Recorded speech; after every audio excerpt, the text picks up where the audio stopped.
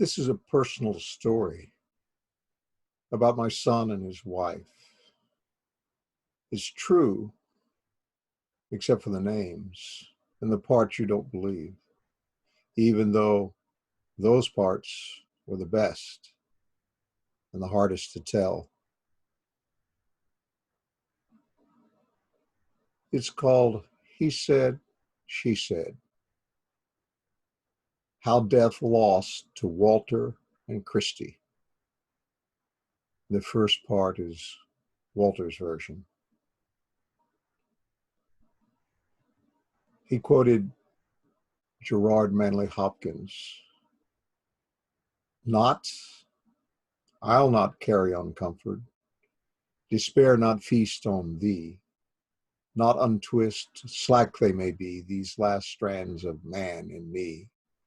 Or, most weary, cry, I can no more. I can something, hope, wish day come, not choose, not to be."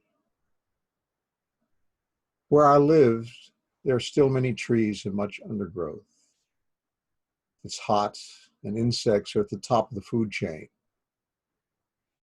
It was flat land, and low and wet, and all the streams and lakes were muddy. And the fish couldn't see 6 inches in the water. There were no vistas, and my life in the Williams family was contained in this jungle, and I never saw beyond the moment. So one day in May, before it was really hot and wet, I killed myself. I thought dying would be easier than what I had to face.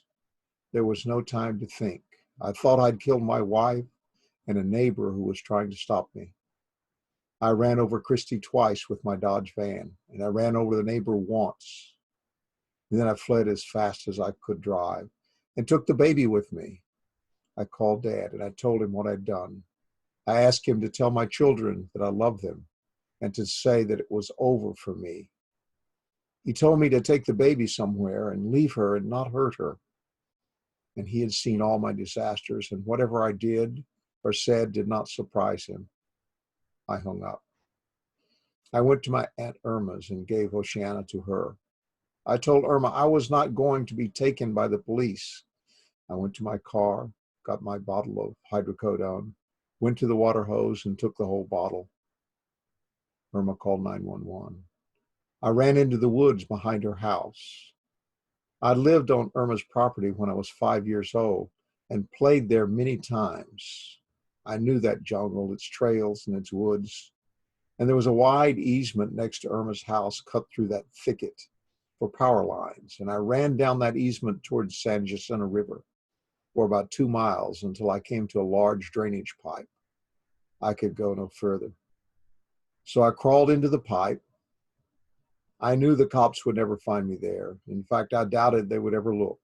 I felt safe. I fell asleep. I had no idea my body would never awaken and that my mind would never sleep. When morning came, I was looking at my body in that drainage pipe. I'm not sure that I knew I was dead. I kept expecting to go back into my body and pick myself up, but I just looked at it. There was no feelings, there was no movement, there was no resurrection. I was alone, and I was stuck in a place I had not planned to be, a place where I did not expect to spend eternity. In a few days, what had been my body was consumed by maggots. It puffed up with gas, and then it just collapsed. A wild pig came, and he dragged my body from the pipe to an oak tree in the nearby woods. And there he consumed all of it except my skull. It was better to look from the tree than from above the pipe. It was more like all the times I'd spent in the woods alone, away from what I could not do and did not want. Still, I was alone. I could have cried, but even I was not there to hear me. The mornings and the evenings came and went sadly, bearing no hope, not even a hunter to stumble across my skull. Every morning and every evening were the same for a year. The sun was not warm, and the rain was not cold. I think I was in a flatland hell. I could not see Mom and Dad anywhere. I had left them to fight for my children, and I was sure that I'd killed Christy. Without Christy, who was left for them but Mom and Dad? Why could I not find them? Was I completely separated? Had I put myself into a hell of looking at my skull forever, a bone not even a pig could eat? In the second year, a small dog came to my tree, and he took my skull and ran with it back to his yard. Now, I was not alone, and like in my life, I could befriend a dog. I began to see that I was not stuck in that place. I could let go of the skull, the last of what I had been. I could find what I was supposed to be. I could move into the dreams of the people I'd loved. I could be in the company of others. I could see that those who dream can be reached by those of us who dream no more. I was not afraid to touch their minds because I was not returning to hell. I had begun a new journey, and I wanted forgiveness and love. But oh, thou terrible, why wouldst thou root on me, thy ring-whirled whitefoot rock? Lay a lime limb against me, scan with darksome devouring eyes my bruised bones, and fan, oh, in turns of tempest, me heap there, me panic to avoid thee and flee. Free not to gaze at my skull and not trapped in the terrible aloneness, and no longer restrained by the woods and the thicket, I found Billie Jean asleep in her home on the mountain overlooking Albuquerque. And I let her see my body face down in the creek when it was fresh, where the maggots had collapsed it, and the pig had taken it and eaten the carrion and bones. And I knew she would not let it go. I knew that despite all I had done to her and to her brothers and sisters she loved, that she would stir. She had escaped her past with me and had escaped the flatland and the insects and the jungle. And she would not let the vision of my dead body go because she thought the dead should rest. She wanted to know where I was so that everyone could rest. Still, she did not act. And I sent her an image of my decaying body. And I sent our sister Elizabeth an image of my body on the shoreline and in the water. They talked. They knew what it was, but they did not look for my remains. I walked in Elizabeth's house. I watched her sleep. I made Elizabeth and Billie and Jean talk about me until my sisters had to find my body. And in that place where everything is connected, I stirred a soul, a psychic, who feels the pain of the dead. And I gave Kelly Faulkner my isolation, my longing, and my sins. And she was afraid because she knew she'd been touched by someone who was lost and was coming back from the dead. I gave Billie Jean another dream in which I sent her Edith from All in the Family. And she told her to call a psychic about me that day. And wow, she did it. She got on her computer, using Google, typed in the phrase, psychic finds missing person, hoping to find one who worked for the police and was maybe legitimate. And she got a lot of hits with this phrase. The first page listed several people who worked on missing persons cases. She chose Kelly Faulkner because she worked on missing persons cases for no charge. Finding me was not going to be worth any money, so doing it for nothing was the best way. Elizabeth called Kelly immediately and told her that they needed help with my case. Kelly told them that she could help, but wanted to know if there was a little boy involved, and also if there was someone involved in this case who was making it seem like something it was not. They both thought of my little boy, Alan, and of my wife, Christy, whom I thought I'd killed. Kelly asked Billie Jean to tell her what had happened to me and what they knew about that last day. And Billie Jean told her that Christy and I had fought and that we had a history of violence. And I had run over her with my Dodge van. And thinking that I'd killed her, had driven to Irma's house to give her our baby, Oceana. I had been drinking, and Irma and Raymond saw me swallowing water from the hose and pulling pills from a bottle and putting them in my mouth. And Irma told me she had to call the paramedics. And I got scared and I jumped the fence and I ran down the easement. And Raymond, my nephew, tried to follow me and went to get his shoes, but he didn't see me when he returned. And Billie Jean told Kelly that she thought I'd committed suicide. After listening to the story, Kelly said, okay, here's where he is. Look in a 4-foot diameter corrugated steel drainage pipe located near Irma's house. It could be about 2 miles, but no more than 5 miles, directly northwest of the water hose where he had been swallowing pills. I feel now like I'm being pushed inside that tube. Walk to the hose and point as if you had a compass in the northwest direction and start walking northwest from that place. There will be a small drop into a ditch and there will be a lot of dirt on top. And the sun can't really beat down where he was. It's marshy now, and it could have a lot of water in the ditch. There's not water all the time. Houses are scattered around this place, but there's not a house nearby. I see a tree line and woods nearby, but this area seems to be in a clearing. He was either in the beginning or in the middle part of the pipe. Bring a flashlight because there could be a lot of junk in there. There's a street name or family name, something like the word Stewart. Now, the street where I killed myself was called Stone. Billie Jean asked Kelly if I'd been killed by someone else, and Kelly told her no one else was involved. Kelly had been on many searches like this and advised Billie Jean and Elizabeth to talk to the hunters because they would be familiar with the area. She told them that cadaver dogs would be necessary for this search and to find handlers that the police used and ask them to do a practice run with these dogs. And she said to look at the base of bushes and trees for long bones because animals will usually drag them there, but that the skull is usually intact. I thought I was different, but it seems I'm just like other dead bodies in the woods. When I reached out to Kelly, I sent her a vision of me saying goodbye to Alan, which I had not been able to do. And it was the longing about which I spoke. I was crouching down next to Alan and saying goodbye to him.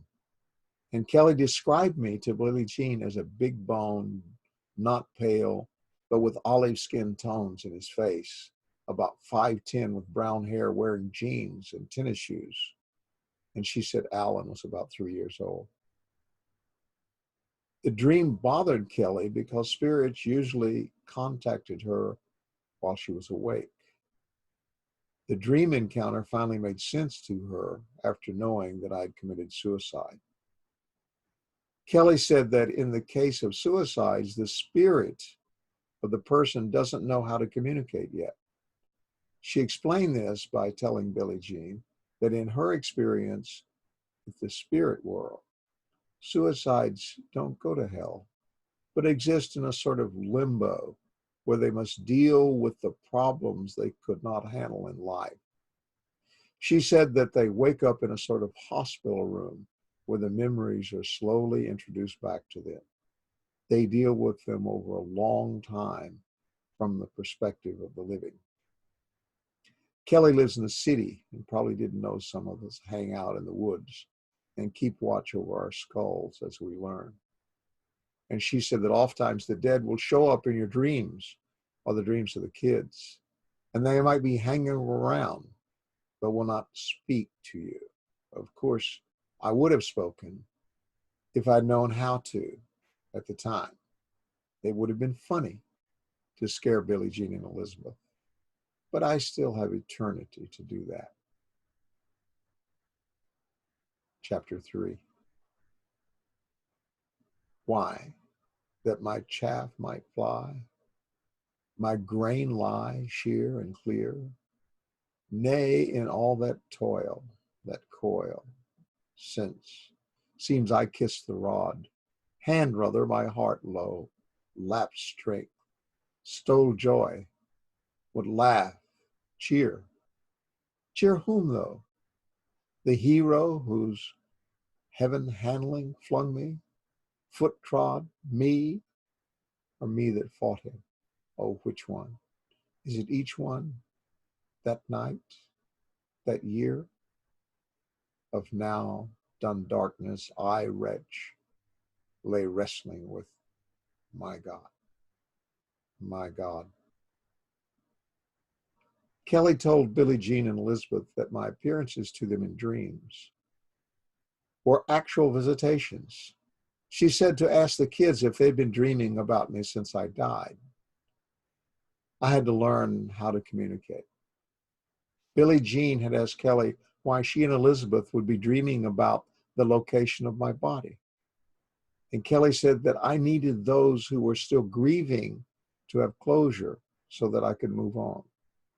Closure for the family was more helpful than their finding my body. Of course, I was the only one stuck staring down from a tree at an uneaten skull. So, who really wanted to move on? Elizabeth called Dad, telling him that he could write this off as nuts, but that they had called a psychic to find out something about me. Elizabeth told Dad that what Kelly had said about the location of my body. Elizabeth asked him to ask Alan if he had been dreaming about me, and Dad was surprised and curious. And he told them to call Mom and tell her what Kelly had said.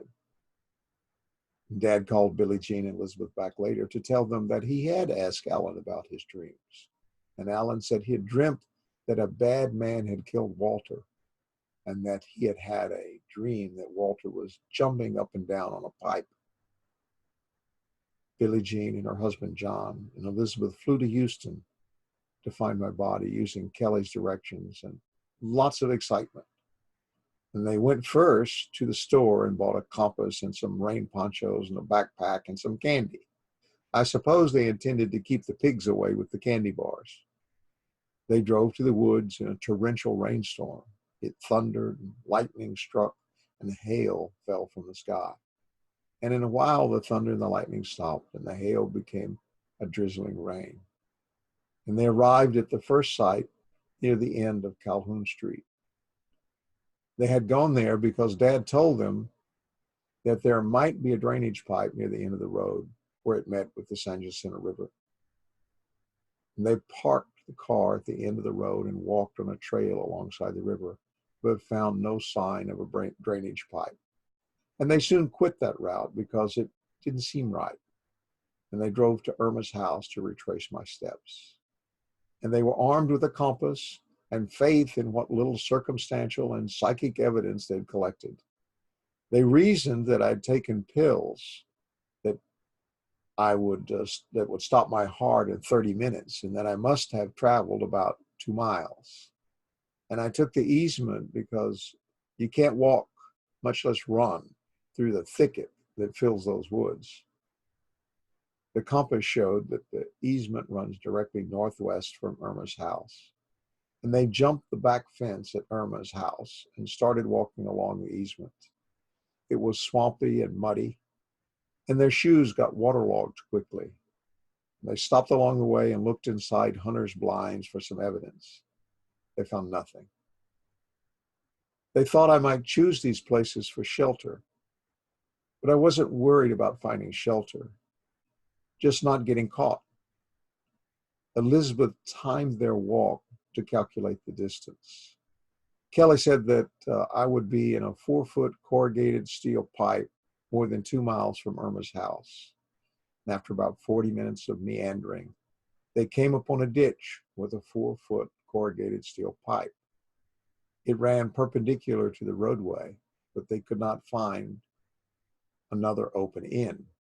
And the pipe was almost filled to the top with water. And they looked around the ditch for bones and other evidence, but felt, as Kelly had recommended, that they needed cadaver dogs that could smell in water to find anything. And they didn't know the maggots and the pigs had already been there in the first dry summer when the water didn't fill the pipe.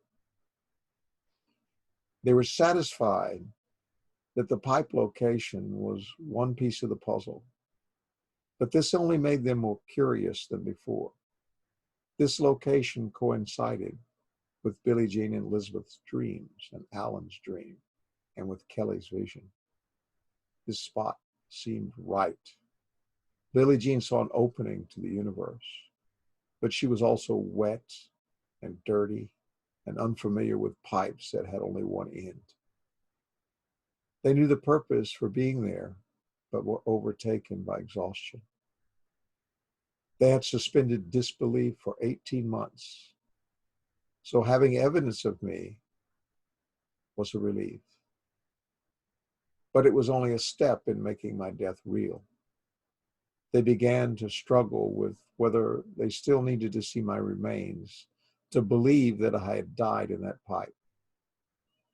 Yet they still wanted to find physical remains. Faith in my weak signals had brought them this far. They were getting impatient and kept comforting themselves with the thought that this was a test of their faith.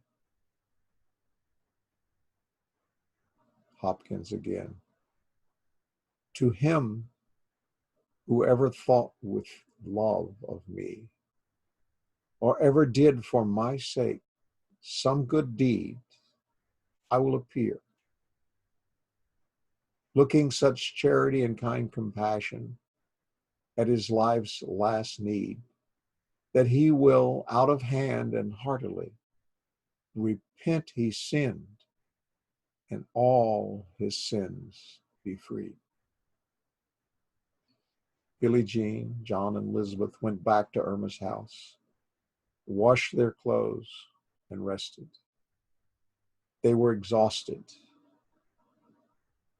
Elizabeth searched the internet for someone who could bring cadaver dogs to search the pipe. Links to the police departments led nowhere, and no one returned their calls. And after a few hours of research, she found the website of the Special Canines, and they were from the Woodlands, a town not far from where they were near Conroe. And she called them, and the woman she spoke with wanted to meet them at the site at 10 the next morning with some of her cadaver dogs. They called Dad and told him what had happened. When they arrived at the site the next day, there were 5 SUVs and 2 pickups parked along the roadside, and there were 5 handlers with their cadaver dogs. And their group leader was a woman who had been doing searches with her dogs for several years.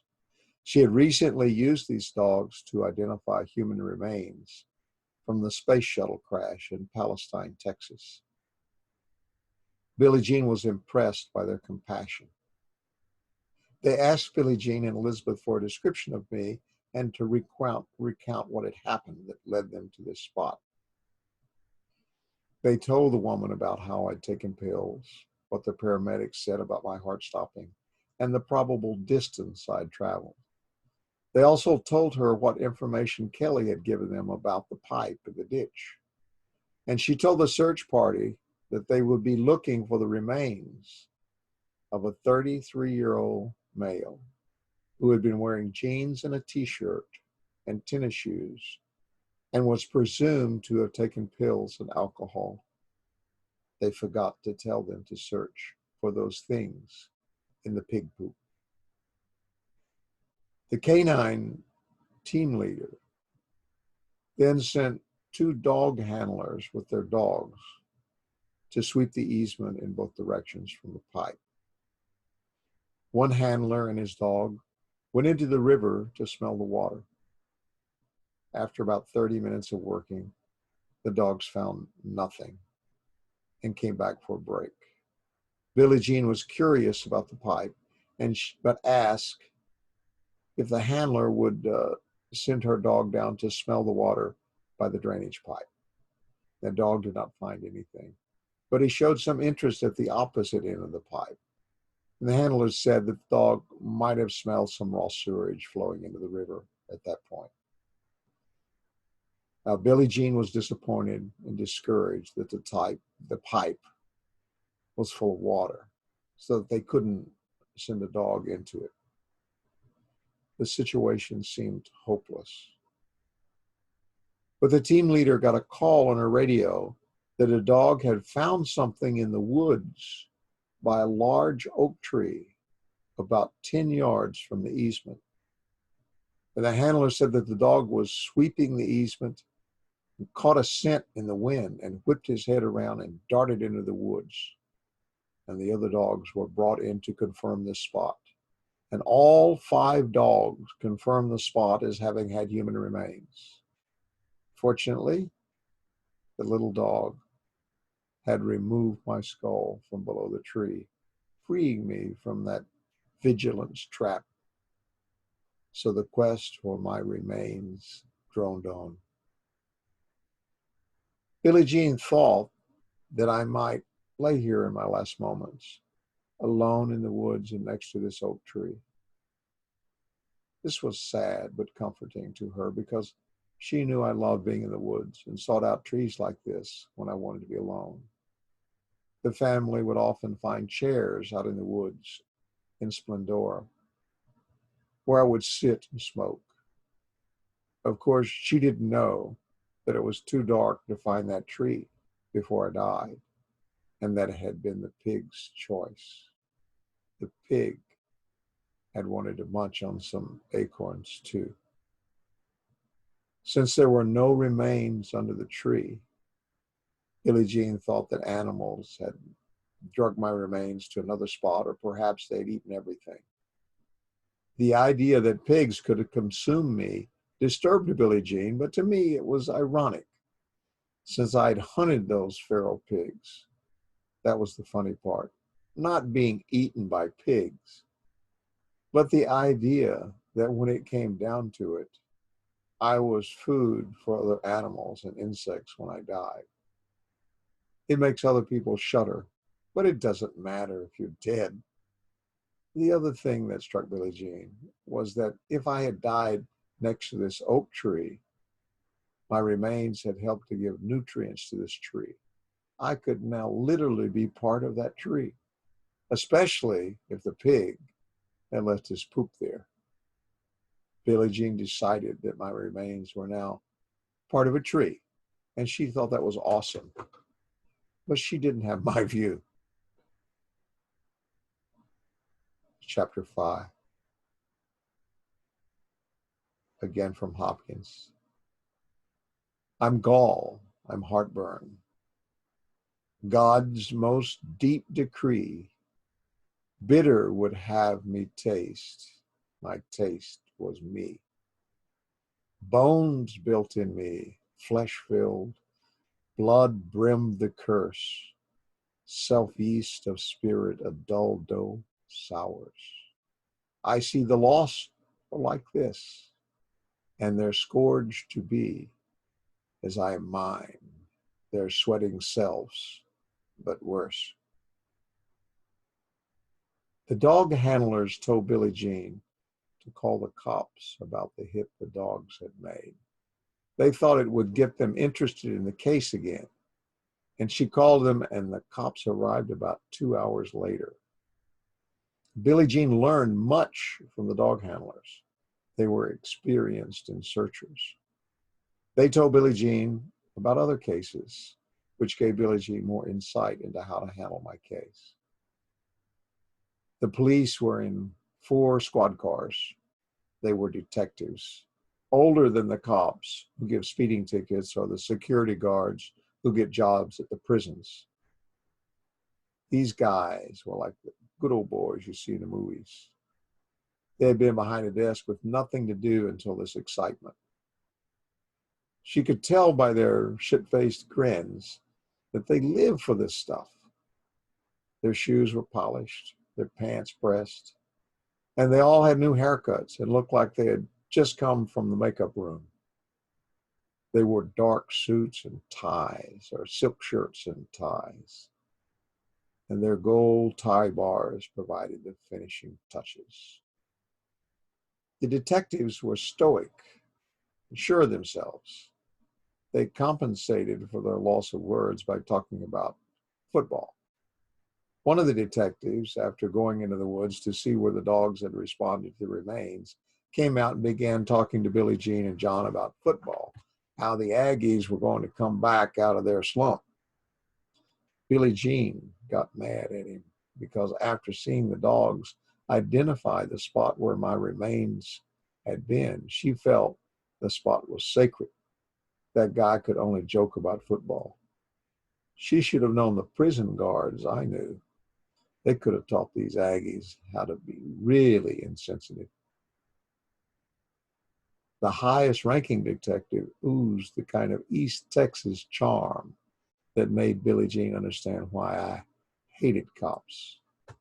He wore a green shirt and a green silk tie to match. And Billie Jean said he was a smiling devil that didn't respect life or death. He didn't know about me. That the cops used to call me Spooky Walter, and that I had kicked officers, run away from them, and had always vowed to shoot the cops if they ever tried to arrest me. Billie Jean kept her mouth shut.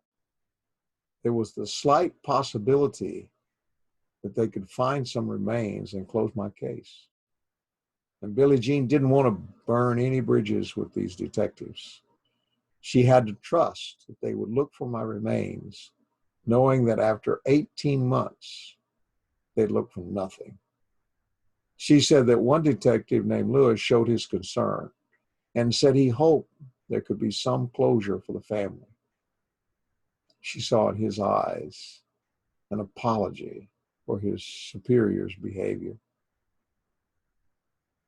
One of the detectives called my father the next day to tell him that they had searched a 20-yard area around the oak tree with an FBI dog that had also identified the spot as having had human remains. And they had raked the leaves away from the tree, and the dog didn't identify the spot any longer. And they thought that the dog should have identified the soil underneath the bed of leaves if I had died there over a year ago. But he didn't. The first searchers had raked the leaves from the tree before the police did in their search to look for the bones. So they had removed a layer of leaves before the second search. The police's lack of further interest was a disappointment to my sisters. Why? When they had evidence of human remains, even if they were not mine, were they no longer interested in doing a much more thorough search? The dogs were trained to sniff the soil for nitrogen from human remains. There was no question that when these cadaver dogs identify a spot, especially when 6 dogs identify the same spot, that this was where human remains had been. The detectives still thought I was alive and that my family was hiding me rather than believing that I had committed suicide. In the fall of 2003, 2 officers questioned my Aunt Irma about me and told her that the family usually hides a suspect in a criminal investigation, insinuating that she or my mother were hiding me.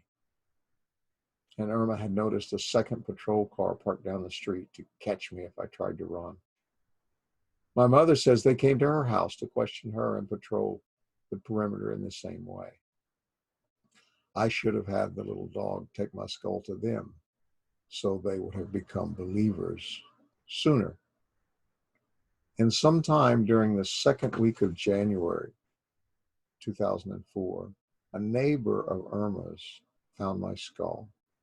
His puppy, my little dog from the oak tree, had been playing with it. Detective McFarland called Dad and told him about it and asked him where my dental records could be found. The department's plan was to send the skull with the dental records to the state medical examiner for identification. Billie Jean and Elizabeth were very excited. and were hopeful that this was my skull. They called Kelly to find out if she thought this was my skull and to ask her what their next step should be, how to deal with the police, and where to begin with the medical examiner. Kelly said to keep pressuring the detective and to call the state's forensic lab and let them know that the family was interested in the case. She believed that if he had no political power or influence in the community, it could take months to get the lab results. Her experience was that police lose evidence. She was wrong, of course. I had been watching my skull for 18 months, and I was not going to let it just go away. Billie Jean asked her what she thought about the identification of the tree by the dogs. And Kelly said that the hit on the tree probably meant that there was some hair or other kind of tissue that was dragged there by the animals, and that there was something up in the tree. The bad thing about such an old case was that the evidence could be spread over several hundred yards or even miles. Billie Jean had not realized that what was so earth-shattering to Dad was that Kelly had remote viewing skills, that she could see things like land features without having to be there. Whereas Billie Jean was worried about her being accurate or finding some evidence of my remains. Kelly told Billie Jean that the police didn't appreciate her psychic abilities, even though they used her help to locate people's bodies.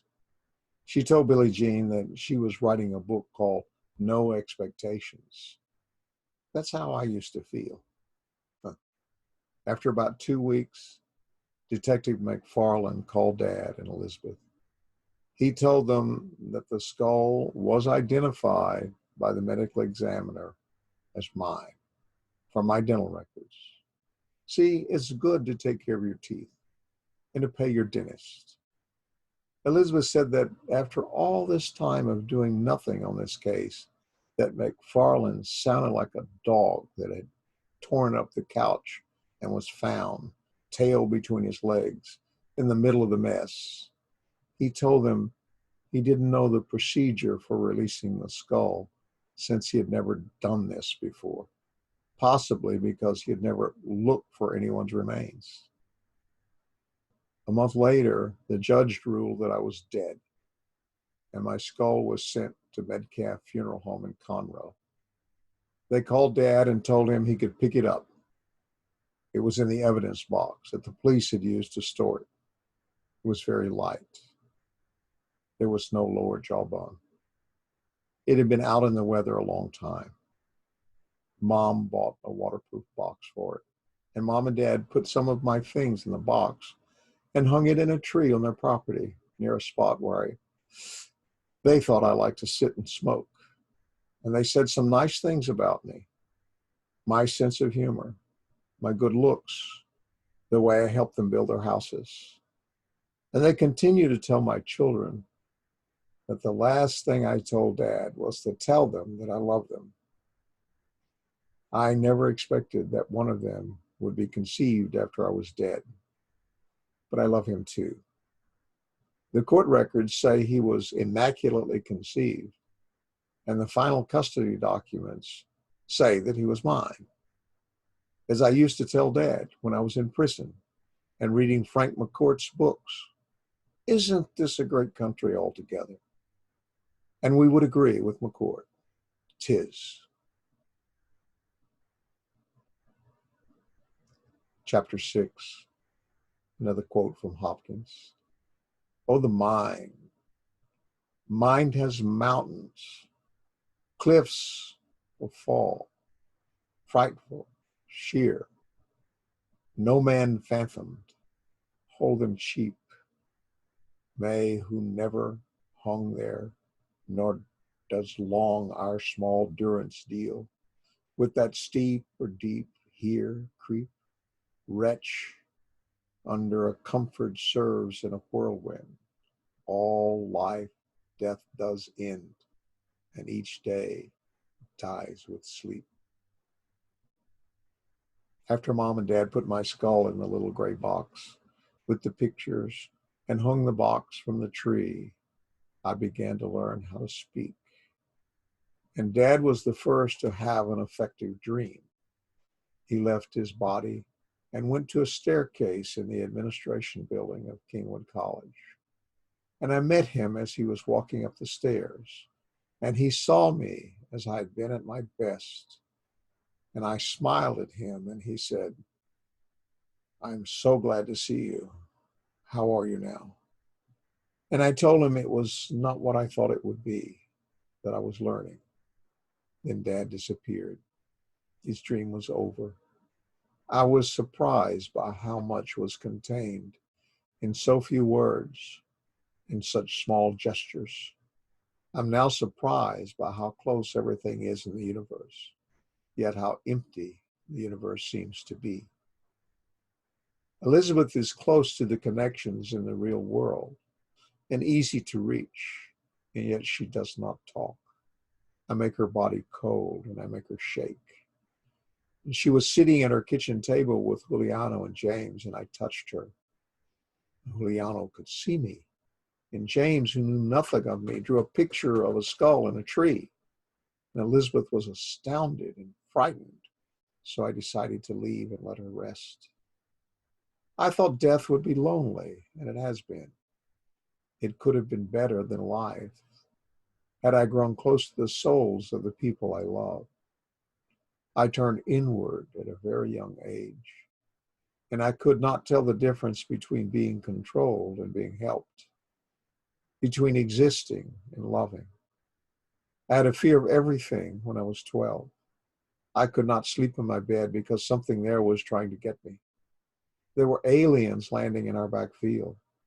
I got a blanket and a knife, and I got into the bathtub and stayed there until daylight. I did it many times. Sometimes Mom would find me and take my knife away and make me go back to my bed. And I would go out of my bedroom and onto the roof and watch the spaceships. I took pictures. Dad said they were airplanes. Dad wanted me to tell him what was wrong, to talk it out. I didn't know what was wrong. He was very physical.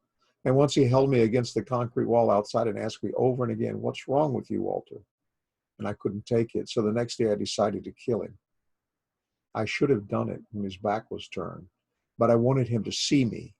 I took a big knife from the kitchen and chased him from the inside of the house to the backyard. And Mom threw him a rolling pin. And when I tried to stab him, he hit me on the head with the rolling pin, and I went down like a rock.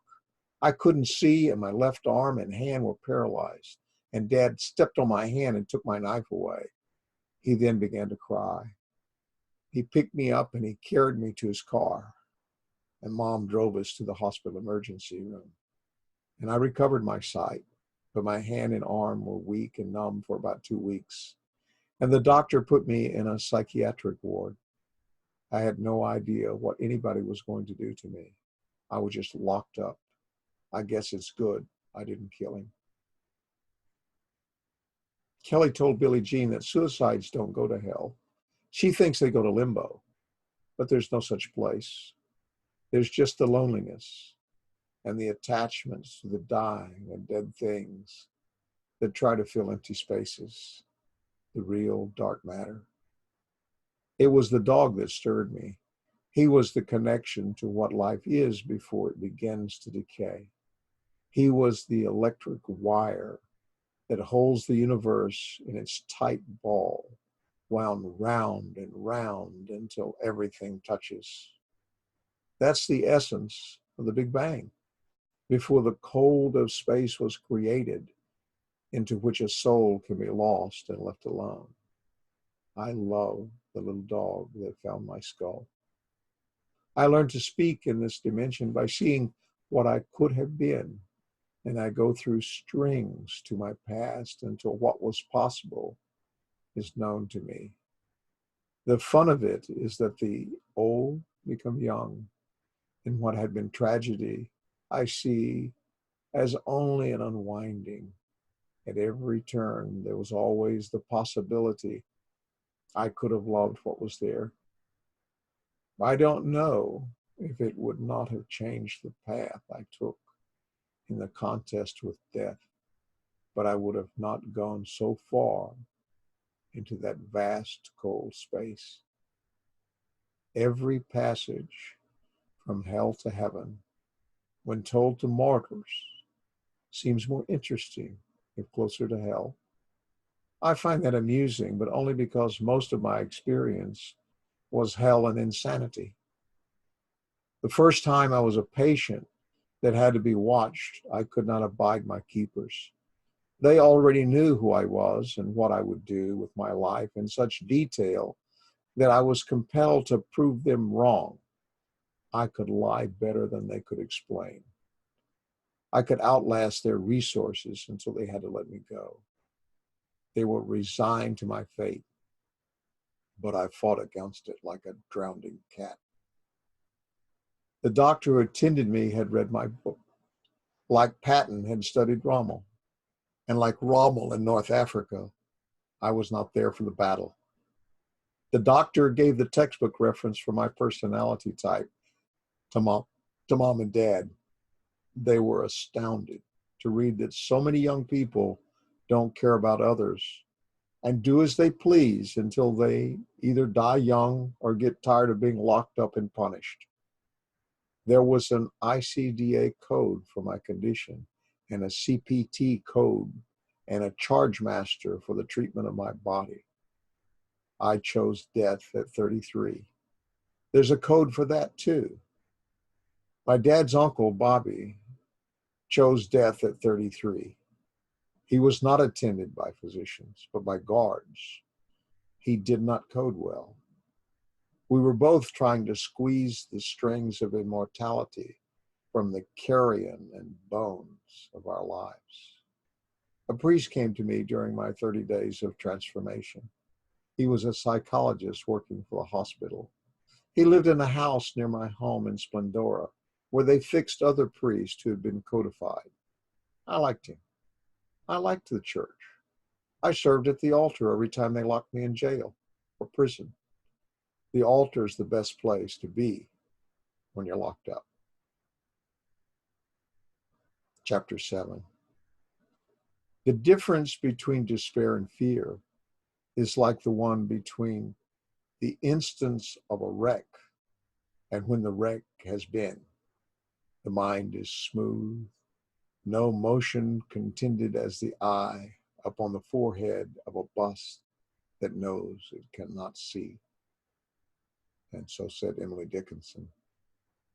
I should have gone back and stayed with that priest. I should have told mom and dad to be ready for heartbreak because he knew what was coming as he knew his own kind. I could have been an altar boy for those who had lost their altars. Instead, I went home and mom became my schoolmaster. And she was a good teacher, but there was a little reward in teaching me. Within a year, I was in a motorcycle accident. I was confined to a hospital bed after surgeons repaired my foot, my legs, my ribs, and my skin.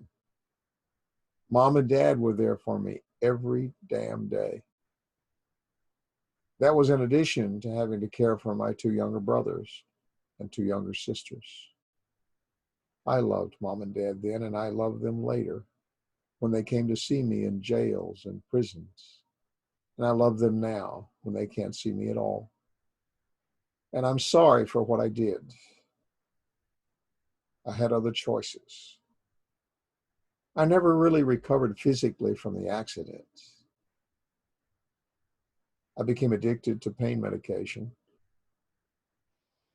And I used all kinds of pills my entire life. Mom taught me enough to get me through my GED. And I went to Kingwood College for 2 years. And I became a weightlifter with big arms and shoulders and a 6-foot body of 220 pounds. I worked at the gym. Then I decided I wanted to be a cook. I went to cooking school, and a year later I had a certificate saying I was a cook. I thought, now I can get a real job doing something I like to do. And I went to work for Red Lobster and quickly discovered that it was an assembly job and not a cook's job. I became cynical way too young and way too far from what life was supposed to be. And now I know it's not the work you do. It's not the little skills you master. It's the connections through the suffering to all the little strings that hold the universe together. I could have grabbed many strings and I missed them all. Jeff and I got drunk and we broke into this bar and took the change out of the cigarette machine. The owner knew we did it. And the next day we were in jail. And we got a year's deferred adjudication. And I met a lot of cops. And they made a point of remembering me. I didn't talk nice. It was not easy not to like me. Jeff and I had some girls. We hung out, we drank. We stole things from everyone, including our parents. I didn't even excuse it. That was not coded in my file. I had been diagnosed, handed my fate. I lived it. Strange it is how moms and dads act. They try to keep their children alive despite a hopeless, pointless, pitiful, cursed body that death keeps circling until the birds carry it away. It's hard to kill yourself with a little hate, followed by an act of kindness. That must be what suffering is. Kindness overtaking hateful acts until death stops the process. My brothers and sisters moved away. Mom and Dad let the house go to hell with me. And Mom took an apartment in town and would not let me know where she lived. And Dad stayed with his father and mother most of the time to help care for his dad who had had a stroke. I saw them sometimes, and I stole Grandpa's pain medicine. It was in my file that I was supposed to do things like that. I think I was depressed. I know I was drunk most of the time. Jeff and I were stopped by the cops while driving drunk down Highway 59. I objected to being arrested, fought with the cops, broke out of their squad car, and they got me and put me in the county jail for 3 months. And I made a deal for 5-year probation for felony escape. Free. Free at last, I thought. You know, jails are not like monasteries. They could be if it was voluntary. Jails are more like bathrooms at football stadiums, which have been accidentally locked by a stupid watchman while 400 men were trying to take a piss. That's the reason we plea bargain, and the reason why men long to be transferred to a prison from a jail. In jail, you no longer think of baloney as a metaphor. Let me tell you how wonderful jail can be. They handcuff you to take you there, and when you arrive, they take your stuff. They give you bright-colored, loose-fitting clothes. They make you take a shower, and sometimes they give you a towel to dry off, and sometimes it's a pillowcase. They file your clothes in a box, and they ask if you're homosexual. They put you into a small cell with 2 or 3 other guys, and the cell has bunks and a steel toilet with no lid and a steel sink with cold water. And some cells are not that good, and they let you out of the cell to eat. 3 times a week, you can go to the inside courtyard to walk around. It's a real fancy monastery. You can have visitors on weekends after the first 10 days, but they are behind the bulletproof plastic window and must talk to you through a phone. And you get a Bible in your cell, but after 2 weeks, you can get other reading material if it's mailed to you directly from the publisher. Your mail is censored. You can use a payphone for collect calls, and whomever you call pays about 10 times the normal rate per minute. The food will make you fat and sustain your fat.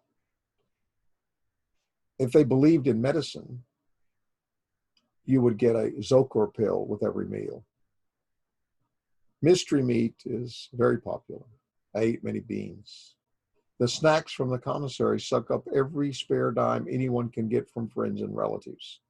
If the old dictum, grow what you eat what you grow, were applied in jail, then inmates would have fungus every day.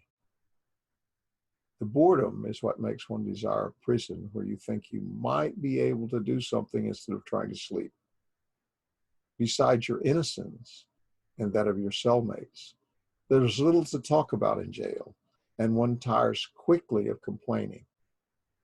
The guards are only there to lead you in chains from your cell to the mess hall and back at every meal. I was not surprised to find that the people in jail were like the people on the outside, only more honest about their lives. I read Dostoevsky's The House of the Dead, and it seems as if it could have been written yesterday and here instead of in 1861 after he was released from prison in Siberia. He is proof to me that you must live through this shit to write about it. Hollywood versions of jail and prison suck by comparison with the experience with Dostoevsky's fiction about it. I thought after I got out of jail, the first time, I would avoid going again. I thought I could do that by not getting caught. I was wrong, but for all the right reasons. Chapter 8. My own heart, let me have more pity on. Let me live to my sad self hereafter kind. Charitable, not live this tormented mind, with this tormented mind tormenting yet. I cast for comfort I can no more get. By groping around my comfortless, that blind eyes in their dark can day or thirst can find. Thirst, all in all, in a world of wet. From Emily Dickinson. When I returned from jail, Mom and Dad put up with me for such a long time, but they tired of the terror I made for them. They tried to get the mental health people to take me away, but to no avail. It was then that Christy came into my life. She brought more disaster to people who had already lost faith that they knew anything at all about how to fix anything in the world. Christy's grandmother lived about a mile from our house. Christy had returned from California with her 2-year-old son, Joseph. She had left her 4 older children with her boyfriend and conceived Joseph with a man named Jerry Jones. She said she lived in motels for about 6 months until she spent all the money she had gotten somewhere. She then came home to her grandmother. She was looking for another mate. She walked down our street and found me. Mom and Dad had moved out, and Christy moved into the house with me. In a month, Christy became pregnant, and we lived on the food stamps she had and the money I got hawking Mom and Dad's stuff. I found work as a carpenter, and I felt good for the first time in years. Mom and Dad had decided to take back their property. They persuaded Christy and me to move to an apartment in Cleveland, Texas. And Dad gave me his 87 Ford, a trailer, some tools, and he paid the deposit and rent on our apartment. We moved.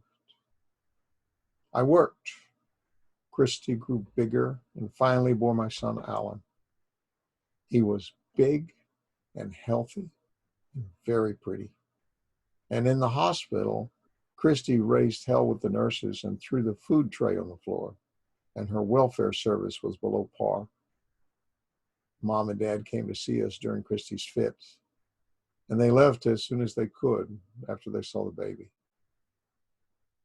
Christy and I watched TV, took care of the babies, and fought. She expected me to support her, and I was spaced out most of the time. She lost the fights, but after she would go to the emergency room and call the police. And then she would lie to the police about who had beaten her. And once she gave the name of my brother Mike, who lived in Austin with his wife. And Mike had to correct that lie with the police. And it was no easy matter. Apparently, when someone accuses the wrong person of a crime, that wrong person can't just get his name off the record without some proof that he's the wrong person. Christmas came. Christy and I arrived with the children at Mom's and Dad's house. Christy's face was covered with makeup to hide bruises I'd given her. The family gasped and swallowed and shuffled their feet and wondered what the hell kind of people we were. I didn't give a shit. Everyone else had it made. We did what we wanted to do. Mom and Dad had 16 acres in the quiet woods, and not all of it went underwater during the floods. And they decided to build a new house on the highest spot they had seen when the water had risen. And they paid me and some other carpenters I worked with to help them with the construction. And I was very good and very strong, but I was still angry with Dad from all that had happened years before. And sometimes I worked, and sometimes I pretended to work. Dad had high hopes that through building something together, we could find love and respect for each other and get over all the years of insanity. In many ways, that's what happened. In other ways, we revisited disaster. Years before, when I had attempted to stab Dad and he had clubbed me, Dad had resolved never to engage in physical violence again, regardless of the consequences. He would be a true pacifist, like Martin of Tours. So one good day, I tested his resolve. My helper and I had built the foundation of a deck in front of the living room of the new house. It was to be covered with treated 2x6 planks. Instead, we nailed treated ply on the foundation joists. And when Dad arrived, he saw the mistake, and he told me we had to remove the ply and replace it with the planks. I got very angry about having to do the work again and blamed Dad for the mistake. I said he gave poor instructions. I refused to help. Ricky and Dad removed the plywood. Dad told me that if I was angry and could not work, I should go home and come back when I was calm again. I took his statement as a threat to fire me. I picked up a survey stake, walked quickly toward him, and tried to hit him in the head with the stake. He blocked it with his left forearm. His arm broke with a loud snap. Baton break, as the doctors called it. Ricky yelled at me not to do it the whole time I was going toward Dad. Ricky took me home. And Dad called my brother William, and he took him to the hospital. His arm healed. My mind healed a little. We finished the house together 6 months later. It's a very interesting place. Something Dad and I did well together. Christy and I decided to go to California. I thought I could escape my probation problems and Christy could be near her other children. I assumed that I could find carpenter work there, avoid the probation officers in Cleveland, and fix my relationship with Christy. We left a few days before the probation officers were to arrest me in Cleveland. It was amazing to me that it took so long for the officers to even try to arrest me. I had ignored them for 2 years, and they knew where I was. They had changed my probation officer 3 times, and I guess I just got lost in the paper shuffle. Our trip to California would have been better accomplished in a covered wagon. The car and the trailer were loaded to the gill. The car overheated in the Arizona desert. Dad wired me money for radiator repairs in a motel room, and he thought the babies might die there. His cousin's babies had died going through that desert in her car. It made him worry. When we got to California, we stayed with Christy's ex-boyfriend, Ken. Ken and I got into a fight. He told Christy and me to leave. And Christy said, I never really looked for a job, but I couldn't find one that paid enough to get us a place to live. We camped out in a motel. We fought again. The police arrested me and then released me. A few days later, they found out I was wanted for probation violations in Texas, and they arrested me again. And they helped me for extradition to the Texas court. But the Texas court did not respond, so they released me again. Christy and I packed the car, went back to Houston. We lost half our stuff. I told Dad I was going to give up when I returned, but I did not. Christy and I rented a trailer house near Cleveland, and I started back to work as a carpenter. When we first moved into the trailer, Christy had words with the landlady over the electric bill. The landlady had a policy of collecting the electric bill each week in advance of the due date. So if a tenant skipped out, the owners would not be stuck with an unpaid bill. The weekly bills were getting very high. Christy thought we were being cheated rather than that she and I were using so much electricity. Next, the stove caught fire because of bad wiring, and the conflict with the landlady got worse. Then Christy stepped on a weak board on the porch. It broke and she hurt her leg. She called the landlady to take her to the hospital. And finally, Alan, our baby, fell out of the back door while Christy was in the bathroom. There was no back porch, and he broke his arm when he hit the ground. The landlady blamed Christy for not watching the baby. Christy blamed the landlady for a bad door lock. Chapter 9. And the things that death will buy are room, escape from circumstances, and a name. How gifts of life with death's gifts will compare, we know not. For the rates stop here. Another quote from Emily Dickinson. At last the police found me, and they took me to jail and set a bail that no one would pay. I stayed 3 months before I could get a hearing. Because I served so much time in jail, they reinstated my probation and medicated me with something their doctor had prescribed. I felt good. I went to work full time. I kept in touch with my probation officer. While I'd been in jail, Mom and Dad moved Christy and the children into an apartment near a school and stores. And she started cleaning some apartments to make a little money, but she never paid any expenses. She had fallen off welfare, which requires frequent contact to remain eligible. And the welfare office was miles away, and there was no transportation. And Christy always depended on others for wheels, and her family did not always want to respond. And when I returned from jail to the apartment, Mom loaned me her old truck so I could get work and the family could get around. And I decided to marry Christy so that we could start a normal life. And I wanted to be the legal husband of Christy and the legal father of Alan. I was 29. I thought I was in control of my life, but it didn't turn out that way. I forgot the rules. I had hocked an old shotgun before I went to jail. It belonged to Bubba, and I wanted to give it back to him. I reclaimed it, took it home, and put it in the closet. And one night, Christy and I got into an argument and then a fight, and the fight carried outside, and the neighbors called the police. And I took Alan and went to the Mom's and Dad's house, and Christy filed assault and battery charges against me. I had scratch marks, bite marks, and bruises, and Christy had bruises on her face and neck. And the children were glad to be with anyone else.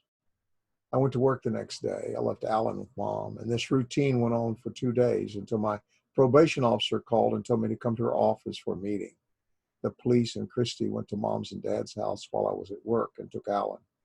That afternoon, I went to a meeting with the probation officer, and about 50 cops arrested me for felony possession of a firearm. Of course, I didn't have a firearm, but there was that broken one in the Bubba's. that they'd gotten from Christy when we had the fight. I was taken to jail. Mom and Dad continued to pay the rent and utilities for Christy's apartment. But once it became clear that I would be gone for a long time, they had to relocate Christy where she could get work and help. At least that's how they saw it.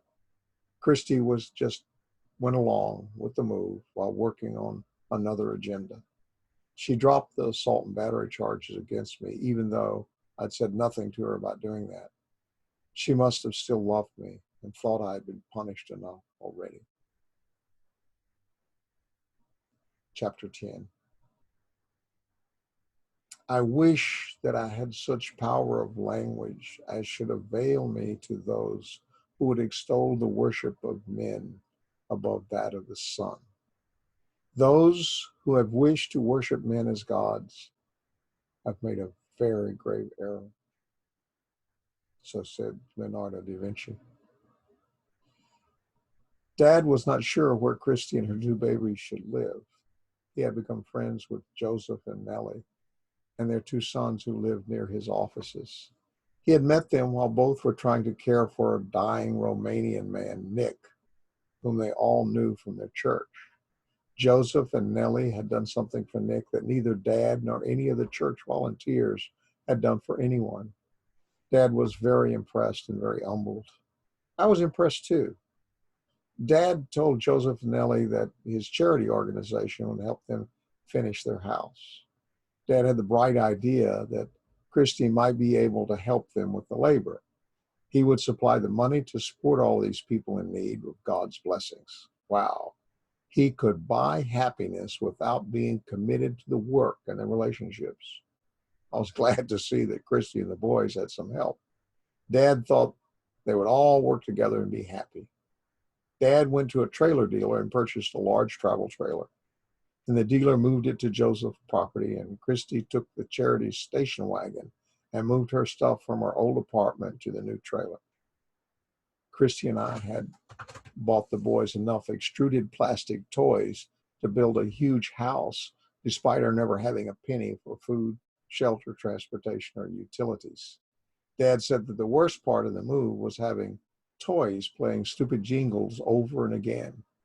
He was not able to find the toys to kill the noise in the piles of clothes and other junk.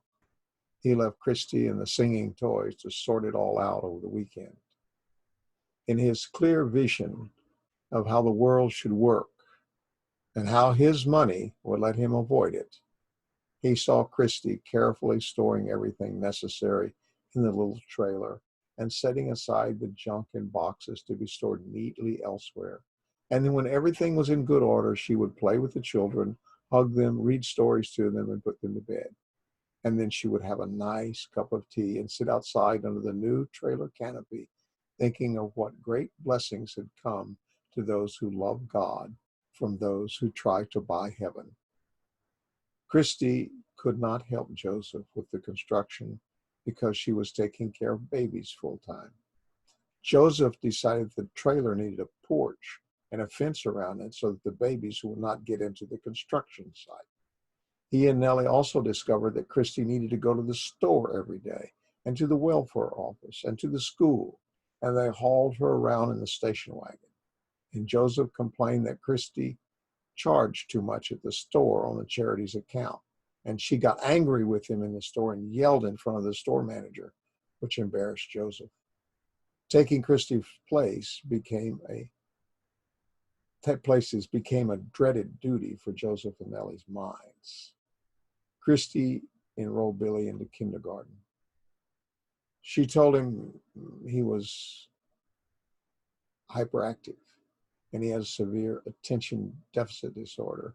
He said that the other school forced her to give him medications, and they told Christy they would make their own determinations after Joseph had been in school a while.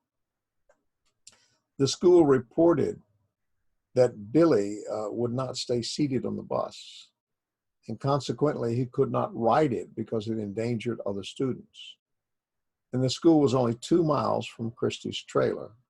Christy could either find a way to get him there or solve the staying seated problem. The school said that once Billy was in school, he was fine. They were not certain he needed any medications. On whatever side you turn, you see nothing but offenses, and all stink in my nostrils with the stench of mortal sin. So said St. Catherine of Siena. Christy and Joseph began to complain about each other, and Christy started writing to me about her complaints. And Christy told me Joseph was a sex pervert who touched her leg, and she had told her mother and her grandmother about it. But they said to keep quiet because no one would believe her. Joseph said Christy came to his house half-dressed and went around outside with almost nothing on and flirted with his teenage boys and abused and ignored her children. And Christy wrote one long accusatory letter to me about Joseph's sexual harassment, but before mailing it, showed it to his sons and his neighbors. And he said she was trying to destroy his family and his relationships with his neighbors. And she said all his neighbors knew he was a pervert. They had told her so. Joseph said one neighbor almost destroyed his boys by giving them marijuana, and they might say anything about him because he had their son arrested. It was all lies. Dad went to Joseph to buy boards for the porch he was building in the front of the trailer. And Dad asked him to talk about Christy's claims. And he explained everything in much more detail than Dad asked. It went on and on. And he said he never touched her except to remove her leg from the gas when she was speeding the car, and he couldn't get her to quit speeding. He said she was forever parading around in front of everyone in her night clothes. And he told her he didn't want to have any woman but his wife. He was crippled and he could not take this kind of talk. And she promised his son cigarettes and cigars if they would go along with her story about the sexual harassment. And he said he had to leave if she continued to interfere with his family. Then he started about how his wife had had an affair with a young man who was staying with him. It was a heartbreaker for him. But she had repented and things were going well now. And his sons had told him about it, and Nellie had admitted it. Dad listened with a cloud over his head. He couldn't get out of his mind that Christy had said that the reason Joseph made advances toward her was to get even with his wife. How would Christy know about his wife? Did Joseph tell her? Did his sons tell her? Dad needed to lock up everyone and give them truth serum. The Nazis were back in his brain. Dad had to unwind this supposed good idea. He had to find places where everyone could survive and be truthful. Maybe he didn't have to do it. Maybe he only had to let everyone know what he was willing to do. Then they could take it or leave it. Christy had gotten approved for welfare again. She had food stamps and Medicaid. And her ex-boyfriend, Billy's father, had sent her $150 and the suggestion that she bring Billy and come to California. And the school had kicked Billy off the bus, and Christy had taken him out of school to go to the doctor. Dad went to the school, talked with the principal and the counselor, and they were worried about the children because they had not asked Christy to take Billy out of school for any reason. Dad went to see Christy at the trailer. Joseph had taken her and the babies to the doctor's office. And Dad waited a few minutes and Joseph returned alone. He said he had gone to the 4 clinics before Christy found one that would accept her Medicaid card. He had left her at the pediatric clinic on Broadway. Billy had 2 black eyes. Christy had told the school nurse he bumped into a door. And Joseph said the children often appeared too sleepy and would lie down on the ground outside. And Christy said she was out of medication the doctor had given Billy 20 days earlier. That meant 30 pills were missing. Christy called from the clinic for someone to pick her up. Joseph and Dad went to get her. And after Christy and the babies got into the car, Dad asked her about the missing pills. And he told her he had also spoken with the school about Billy. And she told him it was none of his business and he should get out of her life. And she said Joseph was a lying pervert and was trying to destroy her. and she had the pills at home somewhere, and that she would have to apologize when she found them and show them to him. They arrived at the trailer, and Dad waited while she looked through everything, and no pills were found. And shortly afterward, Christy's grandmother came, and Christy had called her to come from Spandora, a town about 50 miles from the trailer. Christy said she was going to her mother's house to chill out for a few days. She took some clothes, and Dad told her he would find another location for the trailer, and he'd let her know about it. Dad called the Children's Protective Services and told them he was concerned about the safety and welfare of the children. He told them about the missing pills and the black eyes, and Alan being seen in the street when his mother was not around. And they said they would investigate promptly. And Dad wanted to find a spot for the trailer that was walking distance from the elementary school and near the bus line. He drove all around the neighborhood, but there were no spaces. He thought about getting another apartment, but there were none as near as required for people who had to walk. Then he decided that the best thing to do would be to offer to care for the children during the week so that Christy could get a job and support herself. That way, she would not have to pay for child care and could stay comfortably with her mother. He told Christy, her mother, and her grandmother of the offer. They did not even answer. They assumed it was just a demand for child custody. It was not. Dad did not like caring for babies. It was a duty, not a great pleasure. And he wished all the children in the world would be happy with their young mothers and fathers and to visit their grandparents when they wanted to play and were dry, clean, and smiling. He supported the idea of a large community of people with lots of young, instinctual mothers and sporty, playful fathers who run great schools and playgrounds, and everyone under 12 is in bed by 9. He wanted those children cared for and loved and not abused. CPS went to Sally's house and began the investigation of Christy. As soon as they arrived, Christy called Dad to tell him what a bastard she thought he was for reporting her. She said she had already convinced the policeman that she was a good mother and that the police told her she didn't have to let Dad visit the children again. Dad asked Christy to let him talk with her mother. Sally took the phone. She told Dad the CPS had placed the children and Christy in her custody until they completed their investigation. And in the next breath, she told him her rent was due, her car was broken down, and she had only $20. She had been given an eviction notice and expected to move to another place in 30 days.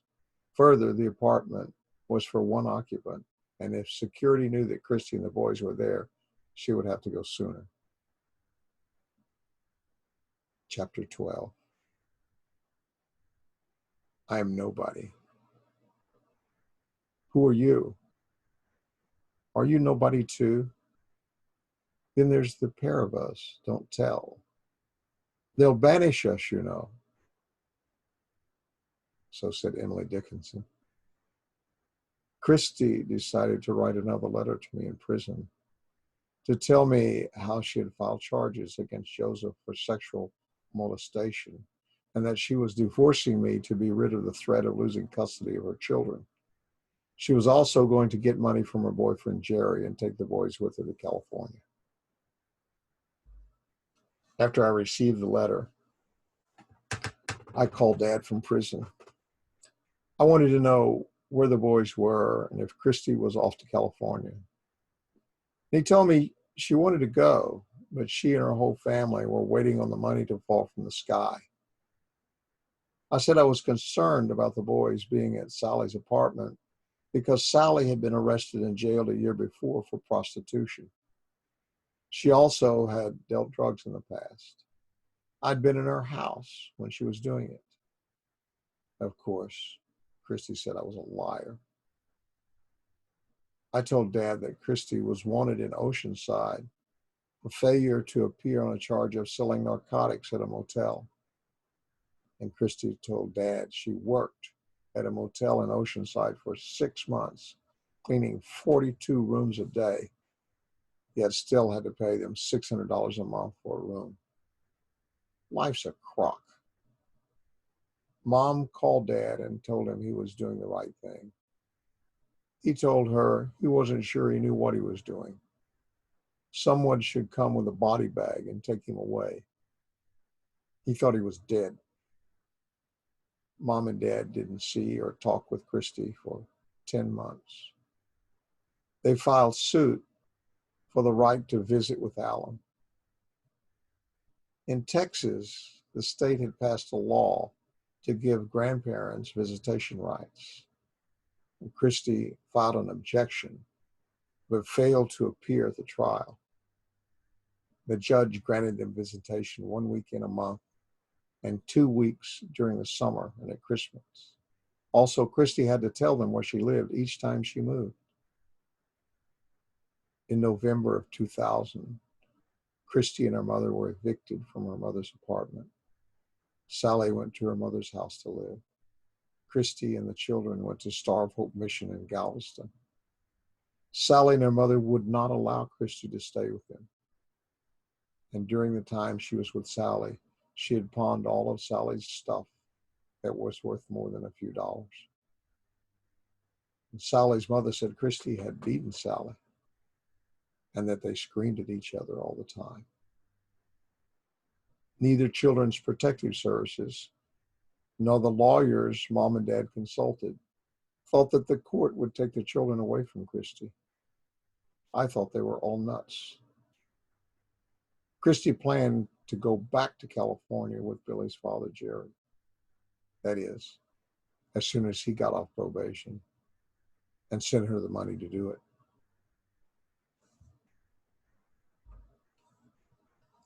Chapter 13. Hope is the thing with feathers that perches in the soul and sings the tune without the words and never stops at all, said Emily Dickinson. I had plans of my own, but I could not do much about them. Until I was transferred to Oakdale Prison in Louisiana, I had been locked up in an 8-by-10 room with 2 other people. And the room had a mattress on the floor and a steel American Standard without a lid and a shower and a small table and a chair. And there was about 4 feet of walking space. And if my 2 roommates were on their bunks, I was guilty of having retrieved a shotgun from a pawn shop when I was on probation for DWI offense. The shotgun belonged to a friend and was not in working order. I never used it, but having it was a federal crime with a mandatory sentence of not less than 27 months. I put 20 cigarette burns on my arms. My eye twitched. I was overweight. I couldn't sleep at night because they gave me Paxil, which kept me awake, and they wouldn't give me anything that would let me sleep. 6 of the other prisoners said I owed them interest on money I borrowed from them. If I didn't pay, they said they would stab me.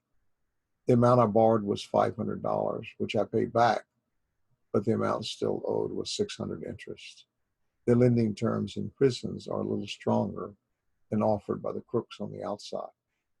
In order to protect me, the guards put me in the special housing unit, took away 41 days of good time, eliminated any chance of my going to a halfway house, and told me I would be in that hole for the duration of my sentence.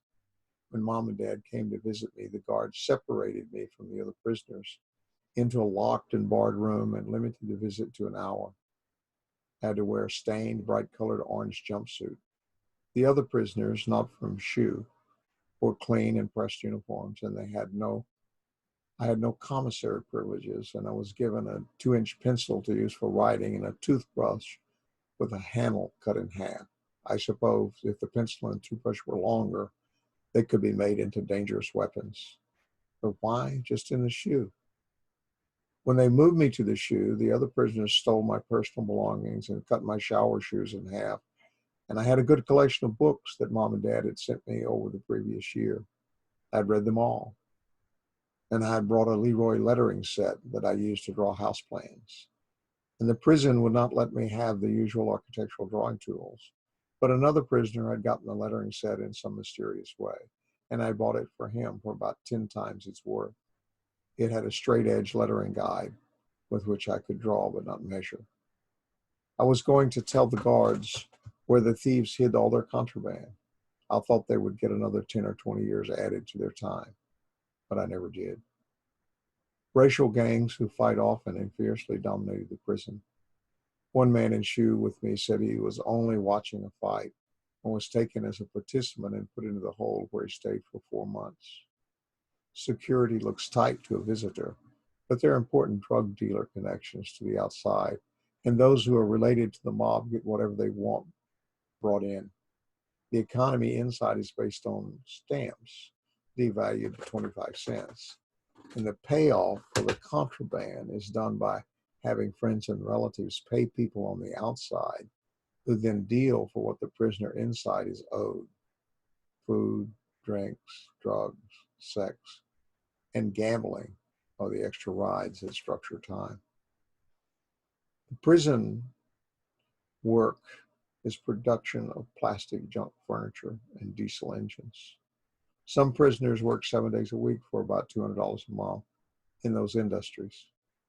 Long prison terms mean much cheap labor for our great society. Who stinketh the most, those inside or those who lock us up? Guards are not paid much, but much is expected of them. The prisoners do not consider them bright lights and think if they were not being paid salaries by the federal government, they would be unable to find work elsewhere. Each day or two, when the block guard leaves his office, some prisoner break off a matchstick with glue on it and put it in his door lock. They had to replace the lock, and it took all day. It was very amusing to us and helped structure the prison time. And it didn't do much for the guard-inmate relations. All of the prison buildings look very neat and clean. The rows and stacks of razor wire shine like the swords of Roman foot soldiers sticking out between their shields. It was as if the people in the prison were worse than the people who put them there and hold them in cages. It would make me feel much better if I knew that were so, but I don't. I really think we're just a brutal and ignorant society. The fact that our ancestors may have been worse is no justification for the current system of punishment. There's apparently no system for rehabilitation. If there had not been intervention, I may have died in the shoe. I didn't care. My dad had an Uncle Bobby who was an addict, and by the time he was 30, he had been in rehab hospitals several times, and finally they sent him to the state prison in Sugar Land. He died there. Prisoners beat him to death while the guards watched. Dad didn't know why. Like Bobby, I was an intelligent man, and it was very hard to make me believe that our society was honest, fair, and just. I wanted to be with my son, and I vowed to divorce Christy and seek custody. I thought I could do it because Christy was a basket case her whole life because of sex, drugs, and poverty. Neither I nor Christy understood what it really meant to be parents. The position of the court in this matter was to sort out the bodies. There was no advanced intelligence at work like in the movies. Chapter 14. Think neither fear nor courage saves us. Unnatural vices are fathered by our heroism. Virtues are forced upon us by our imprudent crimes. These tears are shaken from the wrath-bearing tree. So said T.S. Eliot. Mom and Dad visited me once a week. It took all day. Most of the time was spent driving and waiting at the prison. New visitors found it hard to understand why every process was so slow and why they had to wait so long to see their relative or friend. They got accustomed to the system. The visits helped me, and it helped them. We learned patience and humility. Mom and Dad wanted to bring my 3-year-old son Alan to see me. but they were unable to enforce the visitation rights gained in court. Christy was afraid she would lose custody of Alan if she let him visit. She had lost custody of 4 other children in California to their father, her ex-boyfriend. The prison planned to transfer me to Oakdale, Louisiana. They said it was for my protection. That move would limit the times anyone could visit with me. My hope was that I would serve the remaining 14 months and find a way to rid my heart of resentment and learn what love meant, even in prison. When I was first sent to federal prison, the state of Texas placed a detainer order on me. The reason was that I still had a DWI conviction that had not been adjudicated.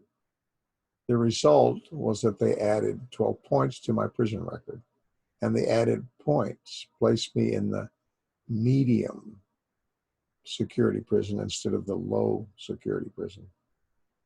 And my attorney asked the state court to sentence me to the same time as I was serving in federal prison and to let the terms run concurrently.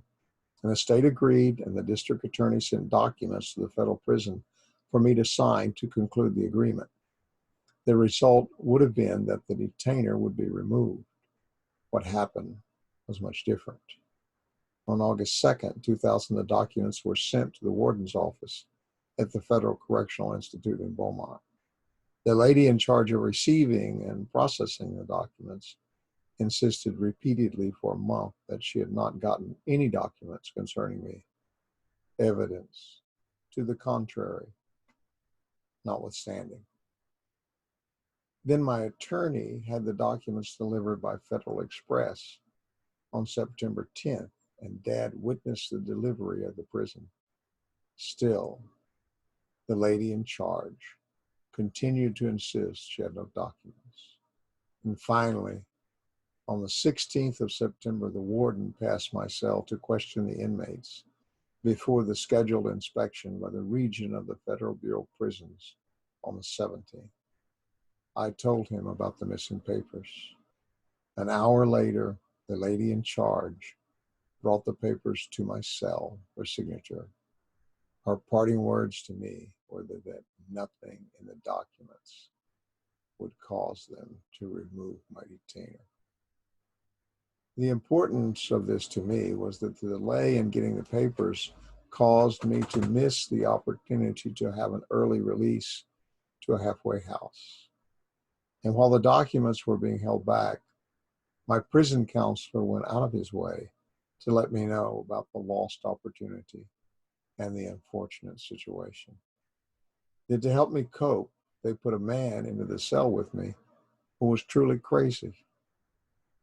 He talked to himself for hours in the mirror and changed between being Jesus Christ and Bruce Lee. And when he was not changing personalities, he read the Bible and laughed aloud every few minutes. I couldn't have a rational conversation with him. He was in the shoe because the guards didn't know what else to do with him, and the prison apparently did not want to deal with psychiatric cases in the usual way of a normal society, or whatever that means. An extraordinary effort was made by my attorney to see that my detainer was lifted from the federal prison's computer system before I was transferred to the other federal prison. It was lifted, but I don't know how. Some of the prisoners who had detainers lifted and had the documents from the court in hand and were represented by attorneys were still unable to get them removed from the prison's computer system and remained in federal prison after their sentences were served. So much for habeas corpus. After I was transferred to Oakdale, I was treated more fairly. Mom and Dad visited me every 2 weeks until I was released. While I was in Oakdale, Mom and Dad hired a private investigator to find Christy and the children. And she found them in February of 2001. And she served Christy with an order to appear in court for contempt hearing regarding their visitation rights with Alan. And in May, they had a day in court. And the visitation times were doubled to every 2 weeks instead of once a month. And they had Alan every other weekend after that court date. Christy wanted them to take Billy too, since he also thought of them as his grandparents. Mom said the boys were very good and much fun. And they brought them to visit me 3 times. And it was good.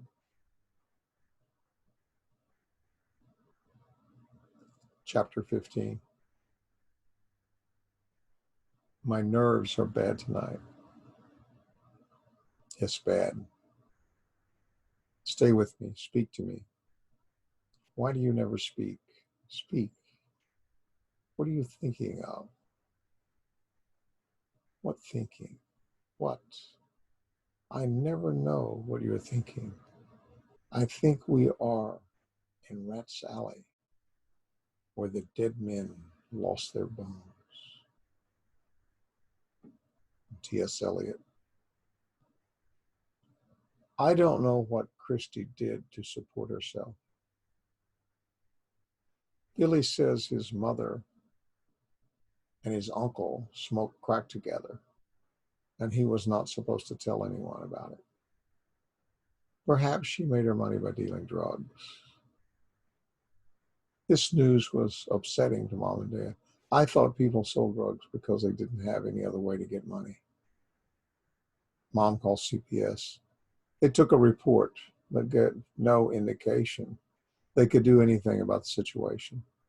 They asked if the boys were clean and well fed, and Mom said yes, but wondered what difference that made. I was released from prison August 18, 2001. I was angry with Christy and decided not to try to see her until it was necessary. Mom and Dad had the boys on the first weekend I was out, and I wanted to keep them. I decided against it because that would have violated their grandparent visitation order. I had resolved not to cause more trouble. About a week after my release, I decided to go back to Christy. I wanted to be with the boys. But I wanted Christy too. We agreed with each other enough to start going to counseling together twice a month. It was relatively peaceful between us for about 6 months.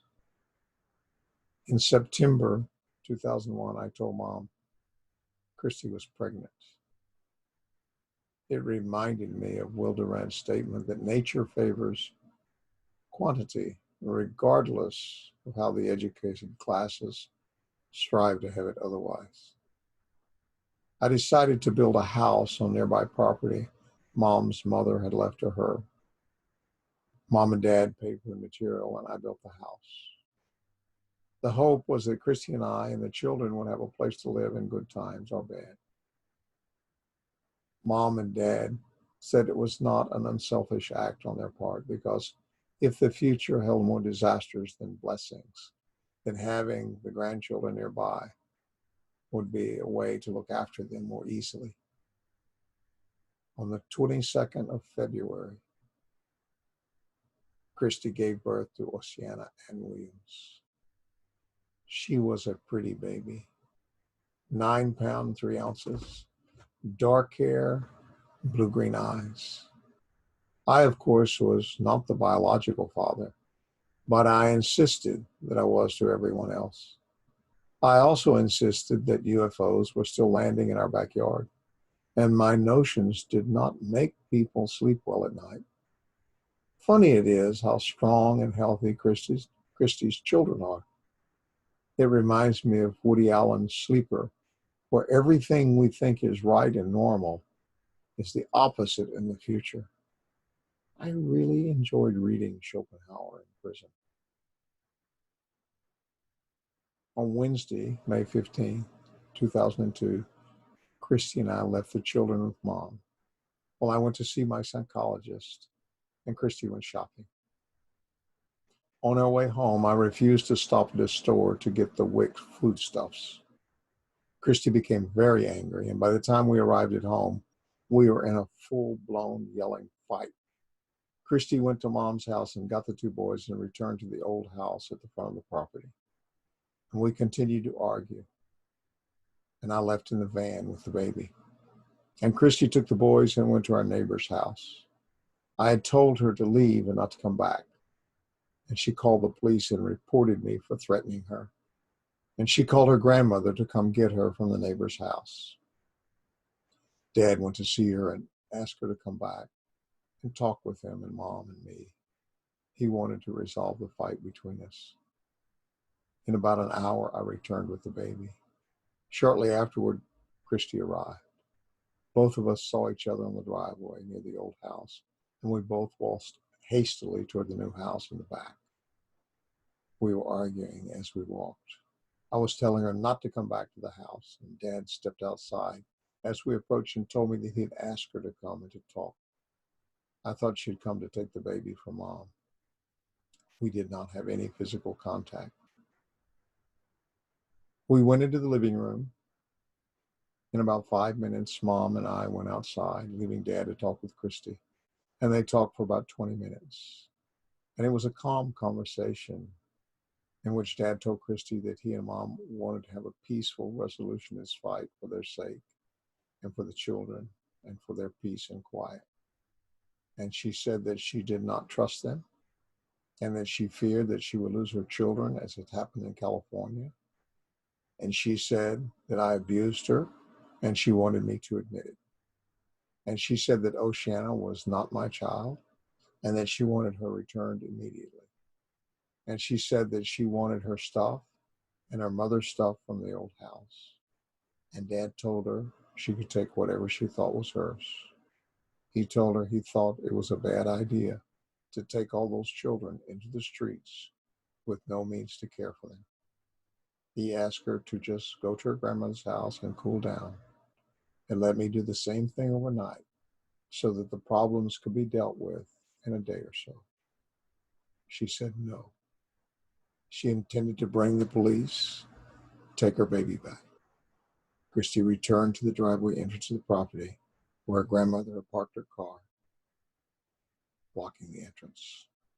They were awaiting the arrival of the police. About 9 p.m., Deputy Vela arrived. He parked behind Christy's grandmother's van. Dad walked up to him, identified himself, and shook Vela's hand. He said he wanted to talk with Christy and me and hear from us what was going on. Dad invited him to come with Christy to the house where Mom and I were sitting with the baby. And Vela told Dad to ask me to come to the front instead. And Dad said, okay. He got me, Mom, and the baby. We drove in Dad's car to the front of the property. Mom and I got out of the car and went to the front of Christy's grandmother's van to stand and talk with Officer Vela and Christy. And Dad stayed in the car with the baby. And Christy walked away from the van toward the street and the officer. And Vela called me out to come out into the street behind his car. And Mom and I said for him to come over to talk with us. Officer Vela then came back to Mom and me in a very hurried manner and told me that if I didn't come out to the street, he would spray me. I ran. Officer Vela chased me for about 50 yards. Then he went back to his car and called for police backup. They said they would find me and arrest me. I left the property entirely. The backup arrived, looked over the property and in the houses and could not find me. And Dad told them that I would likely return and that they would tell me to get an attorney and give up. They called their attorney and asked what they should do regarding the baby. He told them they had to give the baby to her parents. Christy was there. They gave her the baby. Christy and the police left. The next day I returned. I retained an attorney. And as soon as the charges were known, he and I went to the judge, answered the charges, and posted bond. And that same afternoon, Dad returned from work and encountered Christy leaving the house with some of her stuff. He told her it was okay. That evening, Mom and Dad closed the house. Neither Christy nor I were around, and we had no keys to the old house. And Mom and Dad can't see the old house from the new house in the back. They had building equipment and tools in the old house, so they blocked the doors and protected the property overnight. And about 10 p.m., Dad heard people in the old house, and he called the police and reported intruders. And he walked around the lake to the old house and saw Christy engaged in an argument with someone who was a relative of her family. And he didn't know what they were saying. He told the police they were there, and they sent a policeman, and they did it. In about an hour, Dad heard no more sounds from the old house. And Mom called the police again, and they told her that Christy and several other people had been taking stuff from the old house, but they had told them to leave, and they had done so. The next morning, we found 2 windows had been broken out of the old house, one in the back door and another in the front of the house. And we don't know all that was taken.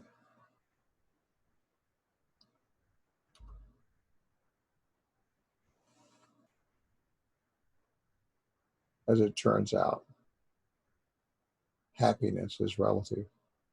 On Sunday, the 19th of May, all of the trouble written about above became nothing.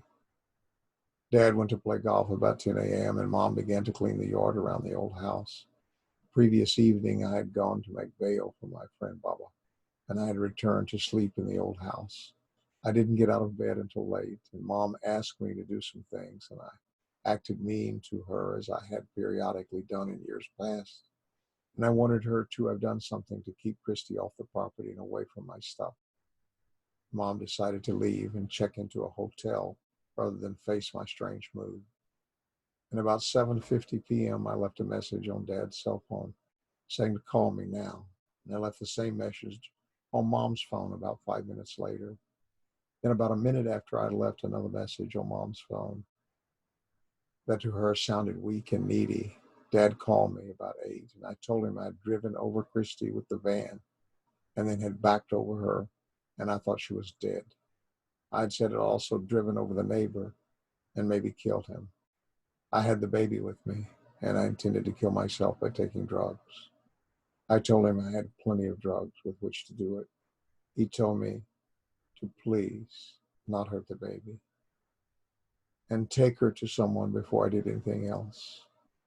I told Dad I only wanted him to do one thing, tell my children that I loved them. I hung up.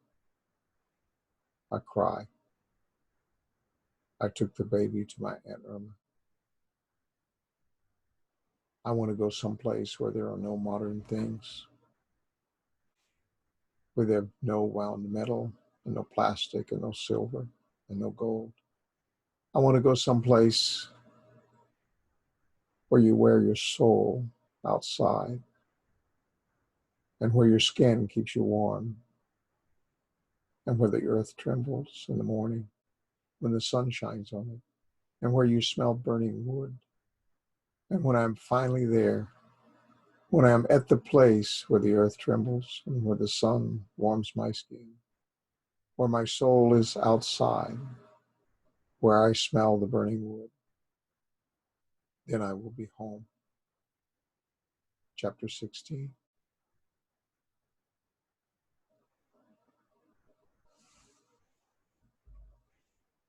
Dad and Mom arrived at Irma's house after the sheriff's deputies and their rescue team. The rescue team was looking for me in the woods, but it was very dark. And their heat tracking equipment did not pick up any tracks. And they stayed for about 2 hours asking questions of Irma, Raymond, and Mom about me and the incident. And they called the Liberty County Sheriff to discover that I was wanted for the automobile assault of Christy and the neighbor. And they did not search the van, but waited until the Liberty County deputy and the tow truck took it to the van, to the storage lot in Cleveland. Sergeant Melton then explained to Mom that they could not safely look for me in the dark and dense woods. And later he told Mom that someone at Liberty had spotted me near their home. Their report about seeing me had been false, but it did call off all efforts of the police to look for me in the dark or in the sunny woods for the next 10 days. Sergeant Melton told Mom and Dad Christy and the neighbor had both been taken to the hospital. Christy had a broken ankle and cuts on her head, and they later discovered that no broken bones appeared on her x-rays. The neighbor had 2 broken legs, and Christy was released from the hospital emergency at 2 a.m. She called Dad at 8 a.m. and left a message on his cell phone saying, "He tried to kill me 3 times. Are you going to defend him now?" Dad wishes he'd answered the phone. He could have told her he was sorry for her injuries and angry about my violence and didn't want to defend anyone. He wanted us to stay apart for the days before it all happened. And 2 evenings before, he had stood in the dark in the driveway between the old house to be sure to keep us apart if one of us decided to check on the other. Christy was unloading her stuff from the old house, and I was in the new house in the back cooling my heels, and he harbored a false notion that time would cool our heads and maybe let us separate and divorce without emotionally killing him or Mom. Neither Christy nor I could let go of the visions of ourselves wronged and the desire to get even with each other. Other people were just transportation, material support, and weapons for defense. We were 2 armies and a legion, and I thought she was dead, and I think it pleased me. I thought she was alive. She thought I was alive, and that didn't scare her. I've seen movies like this. I didn't think you could really see that crap in real life. Narcissus had tried to slay Hydra, but didn't know he had to cauterize the wound. He fell into his own image and drowned. I am dead to everyone, no matter what happened. Dad looked for my body 2 times that summer. It was the blackberry season, and the woods where he thought I might have been were full of sweet, ripe berries. When Hassan and Dad looked for my body, they couldn't resist eating the berries. And sometimes they forgot what they were doing, and sometimes nothing matters. Mom washed 35 loads of clothes left by me and Christy, and she says it was a good way to pass the time. And she and Judy spent 2 days cleaning the trash out of the old house. And Christy called and said not to touch her stuff, and Mom hung up. And Mom and Dad filed a missing persons report, and the police made them copy it into a police form. Writing it by hand shortened what they wanted to say. There were warrants for my arrest from Liberty County. I had been manic depressive for years, and I took drugs to control it. But that Sunday, I also drank a bottle of rum and left the empty bottle in the car. I had always called someone within a few days of getting in trouble. I had always given myself up in the past. But this Sunday, I took my life.